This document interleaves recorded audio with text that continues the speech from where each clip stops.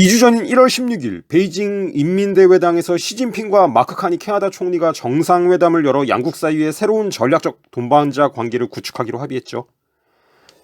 마크 카니 관련해서는 제가 작년에 이 사람과 캐나다라는 국가를 일루미나티가 어떻게 통제하는지에 관해 너무 깊이 그리고 노골적으로 말했다가 영상 삭제당하고 채널 경고 먹었는데 그래서 그 뒤로 이 사람에 대해서는 얘기를 하지 말아야겠다 그렇게 생각하고 한 번도 안 다뤘는데 이번 중국 방문 관련해서는 좀 얘기를 해야 될 것 같아요. 우선 마크 칸이라는 인물에 대해서 모르시는 분들도 많을 것 같아서 짧게 소개하면 2008년부터 2013년까지 캐나다의 중앙은행인 뱅크 오브 캐나다 총재를 역임했고 2013년부터 2020년까지는 영국의 중앙은행인 뱅크 오브 잉글랜드의 총재로 있었던 사람이에요. 캐나다인이 영국 중앙은행의 총재가 된 거니까, 그러니까 우리로 치면은 일본 사람이나 대만 사람이 한국은행 총재가 된 건데, 그래서 당시 영국에서 좀 시끄러웠죠. 그래도 임명이 됐고, 뱅크 오브 캐나다, 뱅크 오브 잉글랜드 총재를 역임한 경력 보면 알 수 있듯 완벽한 로스차일드의 하수인이에요. 2020년 뱅크 오브 잉글랜드 총재직에서 물러난 후엔 UN으로 가서 기후행동 특사로 활동했는데 그러다 작년에 트리도에 이어서 캐나다 총리가 됐죠. 그럼 마크 카니가 2주 전에 시진핑과 만나서 어떤 발언을 했냐면 지난번 방문 이후 세계는 많이 변했다. 저는 캐나다와 중국의 파트너십에서 이룬 진전이 뉴 월드 오더 신세계 질서를 위한 좋은 발판을 마련해 주었다고 생각한다 라고 말했어요. 마크 카니가 해당 발언하는 영상 바로 뒤에 붙일 건데 그 영상에서 마크 카니의 이 발언 장면에 이어 기자가 신세계 질서를 위한 좋은 발판을 마련해 주었다고 믿는다는 발언은 무슨 뜻이었습니까? 신세계 질서란 무엇입니까? 하고 묻는데 마크 카니는 이렇게 대답해요. 정말 좋은 질문입니다. 왜냐하면 세상은 아직 그 순서가 어떻게 될지 결정하지 못했기 때문입니다. 그 이후의 발언은 향후 일루미나티가 재편할 세계 질서에 대한 얘기들인데 먼저 해당 영상 잠깐 보고 이어갈게요. The world has changed much since that last visit. And I believe the progress that we have made in the partnership sets us up well for the new world order. Set up well for the new world order. What did you mean by that? What is the New World Order? Well, it's a great question, Brian, because I think the world is still determining what that order is going to be. And let's be clear what we're talking about first and foremost. 마크 카니는 시진핑과의 만남 후 지난주 있었던 세계경제 포럼 애니얼 미팅에 참석해서 연설을 했는데 미국 같은 강대국이 자국 중심주의로 국제 협력을 약화시키고 있다며 중견 국가들이 연대해서 새로운 세계 질서를 구축해야 한다는 내용의 연설이었어요. 그러면서 캐나다가 중견 국가의 연대 중심이 되어 기후변화, 무역, 안보 등 글로벌 문제 해결에 기여해야 한다고 주장했는데 여기서 마크 카니가 말한 중견국 연대를 통한 새로운 세계 질서, 뉴 월드 오더의 구축이 현재 일루미나티가 진행하고 있는 일이에요. 이 이미지는 1973년 로마 클럽이 세계를 10개의 권역으로 통합하는 구상을 표현한 건데 미국과 캐나다, 그린란드가 하나의 단일 영역으로 묶여 있는 거 보이시죠? 당시 1973년에는 한국과 일본은 중국으로부터 분리된 별개의 영역으로 묶여 있었어요. 그런데 2009년대 넘어오면서는 한국이 중국의 권역에 통합되는 것으로 그림이 바뀌어요. 이건 미국의 민간 조폐업체 JH 민트가 2009년에 5,000개 한정 제작 유통한 아트라운드인데 여기서도 한국은 중국의 권역에 포함되는 것으로 묘사돼 있어요. 성경 다니엘서와 요한계시록은 마지막 때에 세계가 10개의 권역으로 통합될 것이라고 예언하고 있는데 해당 구절 읽어드리면 내가 본 10뿔은 10왕이니 아직 나라를 얻지 못하였으나 장차 짐승과 더불어 권세를 받아 한때 동안 왕 노릇하리라. 그들이 한 뜻을 가지고 자기의 능력과 권세를 짐승에게 주더라. 여기서 짐승이 적그리스도인데 그러니까 마지막 때는 세계가 10개의 권역으로 통합되고 10뿔 그 10개의 권역의 지배자 10왕이 한 뜻으로 자기의 능력과 권세를 적그리스도에게 이양한다는 것이죠. 제가 예전에 브릭스에 관해서 설명하며 브릭스란 개념을 처음으로 제시한 사람이 골드만삭스의 수석 이코노미스트 짐 오닐이었다고 말한 적 있죠. 골드만삭스가 일루미나티의 중요한 금융기관 중 하나란 것은 아실 테고, 그러니까 브릭스란 개념을 처음으로 제시하고 그것이 활성화되도록 지원한 게 바로 글로벌 금융자본 일루미나티인데, 로마 클럽이 1973년에 제시한 세계를 10개의 권역으로 통합한 이미지를 보면 6번째 권역인 남미는 브라질을 중심으로 통합되고 5번째 권역인 구소련 지역은 러시아를 중심으로 통합되고 9번째 권역인 서남아시아는 인도를 중심으로 통합되고 10번째 권역인 동아시아는 중국을 중심으로 통합되죠. 이 4개 권역의 통합 중심이 되는 국가는 정확하게 브릭스를 구성하는 국가죠.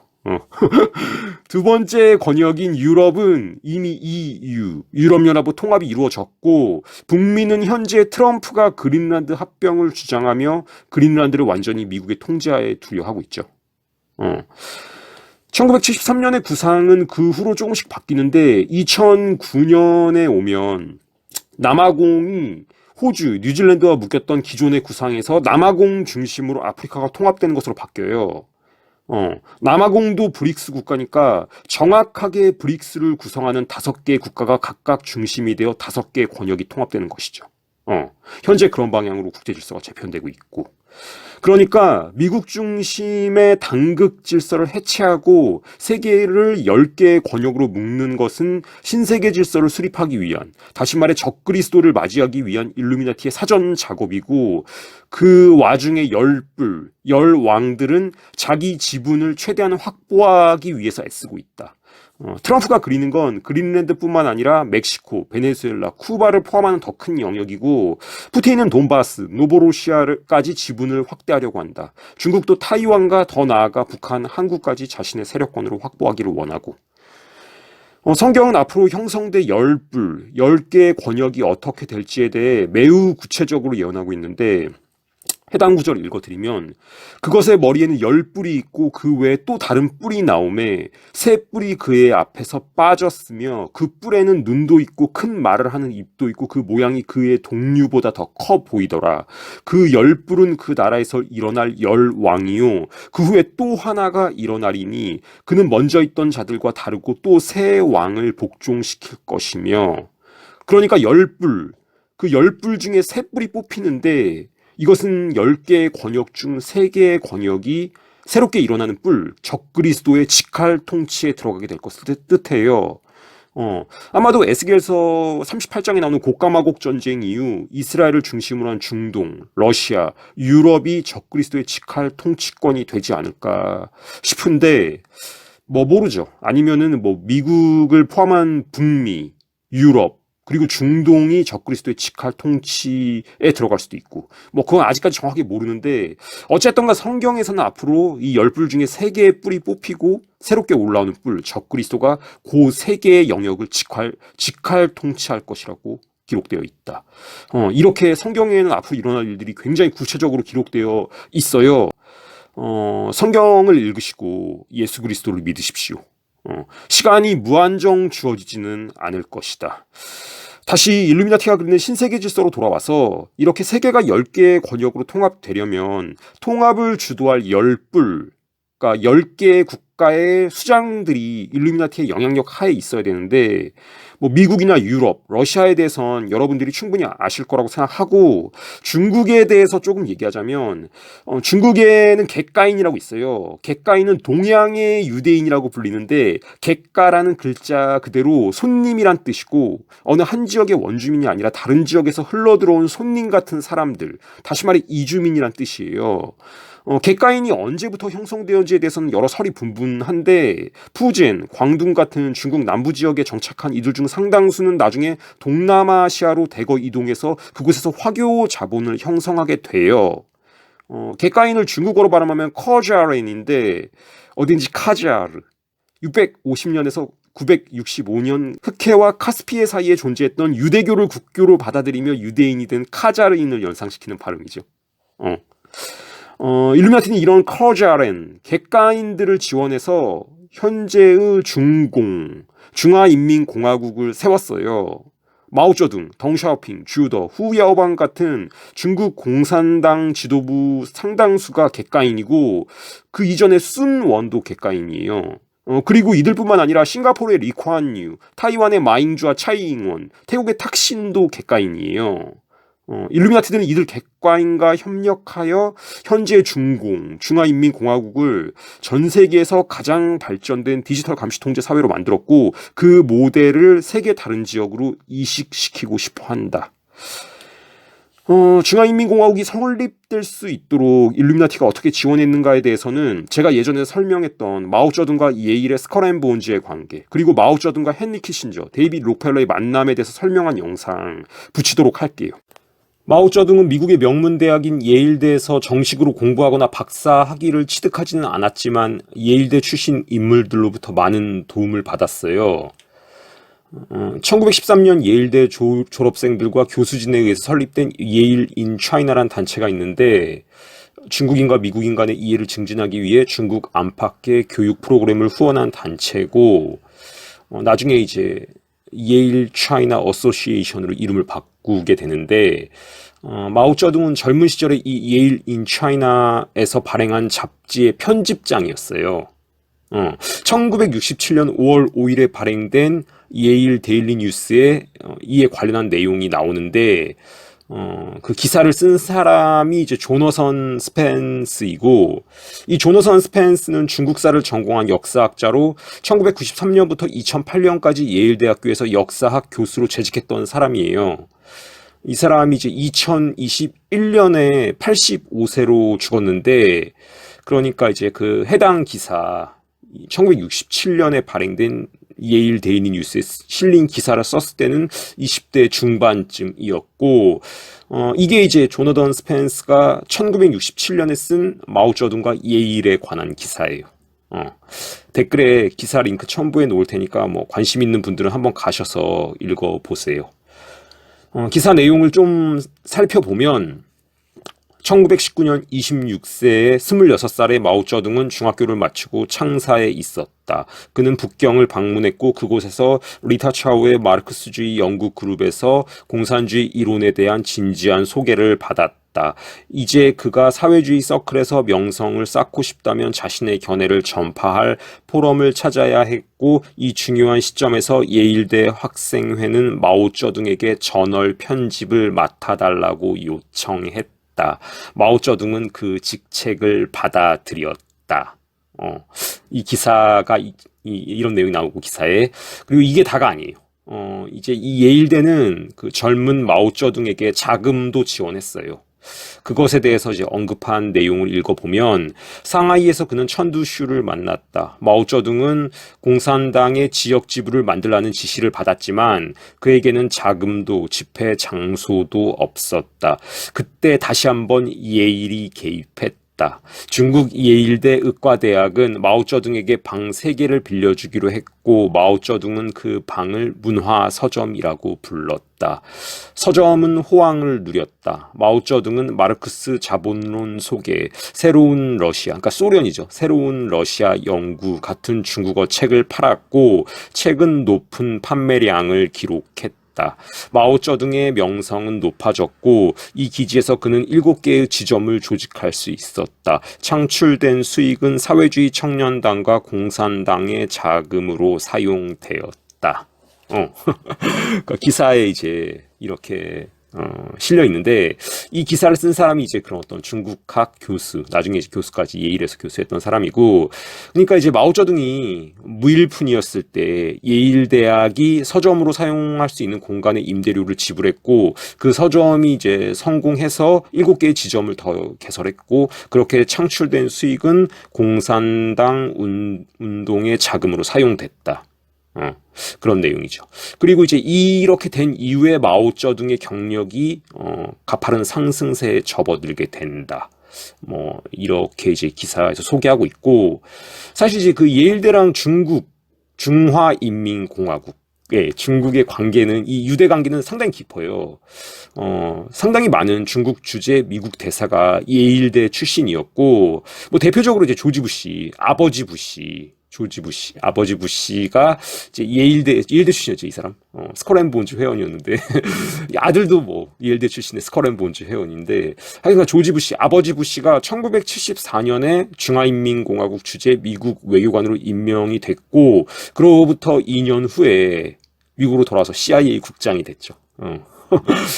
그러니까 이 사람 말고도 그 미국의 그러니까 중화인민공화국의 미국 대사는 예일대 출신이 되게 많아요. 되게 많고 이 헨리 키신저가 1972년에 중국 지도부와 접촉하고 베이징을 방문했는데 이 키신저의 방문이 이루어진 다음에 미국 대통령 리차드 닉슨이 이제 중국을 방문함으로써 데땅트 그러니까 이제 미국과 중국의 무역 관계가 다시 회복되고 중국이 서서히 개혁 개방의 길로 나아가게 되죠.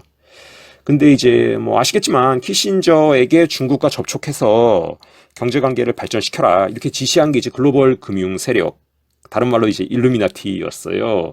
특히 이제 그 데이빗 록펠러가 마쿠에서 좀 지휘했던 것 같은데 이 데이빗 록펠러 관련해서는 뒤에서 좀 더 얘기를 할게요. 그 전에 데이빗 록펠러의 할아버지인 존 디 록펠러, 스탠다드 오일 만들었던 존 디 록펠러와 중국의 관계에 대해서 조금 얘기하면 이 존 디 록펠러는 지금으로부터 107년 전인 1917년에 중국의 대학을 설립했어요. 존 디 록펠러가. 그러니까 1917년이면 청나라가 망한 지 5년밖에 안 됐을 시점인데 이때 벌써 존 디 록펠러가 중국에 자금을 투입한 거죠. 이 존 디 록펠러가 록펠러 파운데이션, 록펠러 재단을 설립한 게 1913년인데 이 재단 설립 후 이제 록펠러는 미국의 의료 체계를 합성 화학 물질 기반으로 바꾸는 작업에 이제 열을 올리죠. 그런데 이제 그 같은 시기에, 그러니까 1910년대에 중국에도 진출해서 비슷한 작업을 했다. 이렇게 보시면 되고, 그러니까 상당히 빠르죠. 1917년에.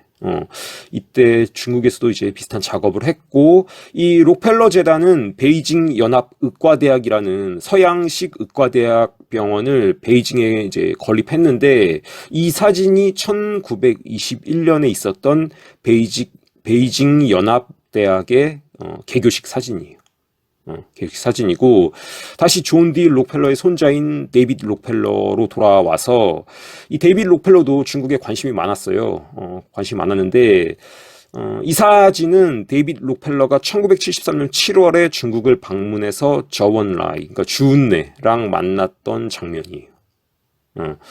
이 데이빗 록펠러는 73년 7월에 중국을 방문하고 와서 73년 8월 10일에 뉴욕타임즈에 이제 글을 기고했는데 데이빗 록펠러가 기고한 글을 좀 읽어드리면 우리는 중국의 국가적 화합의 느낌에 즉시 깊은 감명을 받았다. 중국 혁명의 대가가 무엇이든지 간에 중국 혁명은 더 효율적이고 헌신적인 행정을 낳았을 뿐만 아니라 높은 사기와 목적의식을 지닌 공동체를 육성하는 데 분명히 성공했다. 전반적인 경제 및 사회적 발전도 그에 못지않게 인상적이다. 불과 25년 전만 해도 굶주림과 극심한 빈곤은 중국에서 예외적인 현상이라기보다는 일반적인 현상이었다. 그러나 오늘날에는 거의 모든 사람이 스파르타식이긴 하지만 적절한 음식, 의복 및 주택을 누리고 있는 것 같다. 거리와 집은 흠잡을 데 없이 깨끗하고 의료 서비스도 크게 개선되었다. 중국의 사회 실험, 마오쩌둥 주석의 리더십은 인류 역사상 가장 중요하고 성공적인 리더십 중 하나다. 중국이 얼마나 광범위하게 개방하고 세계가 중국이 발전시킨 사회 혁신과 생활 방식을 어떻게 해석하고 반응하느냐는 많은 국가의 미래에 지대한 영향을 미칠 것이 분명하다. 데이빗 록펠러가 이제 이렇게 썼어요. 헨리 키신저가 글로벌 금융 세력을 대신해서 공산주의 정권과 무역 협정을 체결하자마자 체이스 맨하탄 은행은 세계 300대 주요 기업의 대표들이 참석한 가운데 회의를 열었어요. 그래서 중국 경제의 어떤 부분이 시장을 개방하고 투자하기에 가장 적합한지를 분석했어요. 그 결과로 1970년대 중반부터 중국의 급속한 경제 발전이 시작되었고 그 발전은 지난 50년 동안 계속되었죠. 중국은 미국과 유럽의 언론으로부터 인권 침해로 종종 비난을 받지만 미국과 중국은 언론의 내러티브의 무대 뒤에서 언론 내러티브, 그러니까 언론의 그런 비난 뒤에서 경제적 공생 관계를 형성했어요. 미국과 중국의 경제적 기술적 관계는 지난 50년 동안 계속 강화되었고 특히 미국으로부터 이제 기술 노하우가 중국으로 계속 유입되고 있어요. 지금도 유입되고 있어요. 뭐 생산 시설을 중국으로 이전하는 전략이 생산 단가를 낮춰서 소비자들에게 혜택을 준다. 이런 식으로 이제 어떤 얘기가 되면서 생산 시설을 중국으로 이전했지만 자세히 살펴보면 단순히 생산 시설만 이전한 게 아니라 R&D, 그러니까 연구개발 분야에서도 중국이 엄청나게 많은 투자가 이루어졌어요. 군산 복합체와 디지털 금융 복합체는 1970년대 중반 이래 중화인민공화국의 비용 집약적인 연구개발 현장에 수십억 달러를 투자해 왔으며 수십 년 동안 공산주의 정권이 국민을 효율적으로 억압하고 감시하는 기술 인프라를 개발하도록 지원했어요. 아시겠지만 중국은 세계에서 인터넷 규제가 가장 심한 국가예요. 베이징이나 상하이 같은 도시에서는 구석구석이 카메라로 감시되고 인공지능을 이용해서 몇 초 안에 모든 사람을 식별하고 카메라 데이터를 바탕으로 그 사람의 이동 동선, 그리고 스마트폰 입력, 내역 이런 걸 다 파악하고 어떤 데이터화하고 있어요. 그리고 이제 기업은 모든 사용자 데이터를 정부에 전송해야 할 법적 의무가 있고 그렇게 이제 전송받은 데이터는 정교한 사회신용제도를 운영하는 데 사용되죠. 그러니까 이런 모든 기술이 미국과 유럽의 자금과 노하우로 개발된 거죠. 그리고 이제 현재까지 계속되고 있는 중국의 발전 과정을 살펴보면 중국이 이제까지 세계 어느 곳에서도 시행되지 않았던 전체주의적 통제사회의 모델을 위한 실험 공간으로 기능한다. 그렇게 얘기할 수 있을 것 같고, 클라우스 슈밥의 세계경제 포럼이 중국과 긴밀한 관계를 맺고 있는 거 다들 아실 거예요. 세계경제 포럼의 상무이사인 올리비에 슈밥이라고 있는데 중국인 아내를 두고 있고 2012년부터 2015년까지 세계경제 포럼 중국지사의 전무이사를 역임했어요. 그리고 이제 세계경제 포럼 수뇌부들은 중국과 긴밀한 관계를 유지하고 있으며 중국의 사회 시스템에 대한 긍정적인 발언을 하고 있고 바젤에 본사를 둔 그 국제결제은행 비스, 이 비스도 오랫동안 중국이랑 협력을 해왔어요. 비스와 이제 중국의 중앙은행인 중국인민은행 간의 협력은 다가오는 그 중앙은행 디지털화폐 CBDC의 출시를 고려할 때 충분히 이해 가능한 일이고 그 CBDC에서도 중국은 글로벌 금융 세력의 가장 중요한 실험 공간이라고 할 수 있죠. 중국은 이미 대도시거주 인구에게 이 디지털 위안화, 그러니까 CBDC 위안화를 발행했고 조만간 이제 현금을 대체하고 완전한 통제를 달성하기 위해 전국적으로 디지털 화폐를 출시할 거예요. 물론 이제 바하마처럼 중국보다 더 앞서 있는 CBDC 사회도 있어요. 바하마는 조그만 국가인데 거기는 이제 중국보다도 더 CBDC가 발전돼 있는데 그러나 이제 국가 규모 측면에서 보았을 때 중국의 CBDC 프로젝트는 다른 어떤 나라와도 비교할 수 없다. 비교 불가다. 그렇기 때문에 이제 유럽의 중앙은행인 ECB는 중국의 사례에서 영감을 얻으려고 노력하고 있다. 이렇게 말하죠. 중화인민공화국에서 테스트된 CBDC 체제의 글로벌한 확장은 인플레이션의 지속적인 상승과 금융시장의 붕괴로 인해서 시작될 것으로 보여요. 글로벌리스트, 일루미나티의 관점에서 CBDC는 국가가 요구하는 조건을 따르는 이들에게 제공하는 기본소득을 도입하는 데도 아주 유용하기 때문에 포기될 수 없는 어떤 방식이고 이렇게 이제 CBDC로 지급하는 기본소득 이런 게 만약에 시행되면 어떤 사람들의 정부에 대한 의존도는 한층 더 높아질 거예요. 이런 방식으로 할 거라고 보고 이 글로벌리스트, 글로벌 금융 세력 일루미나티의 궁극적인 목표인 화폐의 완전한 디지털화와 인공지능을 활용한 촘촘한 감시 통제 사회의 가장 발전된 모델이 현재의 중국, 중화인민공화국이고, 중화인민공화국이 현재의 모습으로 발전할 수 있도록 자금을 지원하고 기술을 이전한 주체가 글로벌 금융 세력이다. 이렇게 이해하시면 되고, 이들의 공생관계가 어떤 식으로 계속될지는 알 수 없으나 그것이 전면적으로 뒤집히기는 어려울 것이다.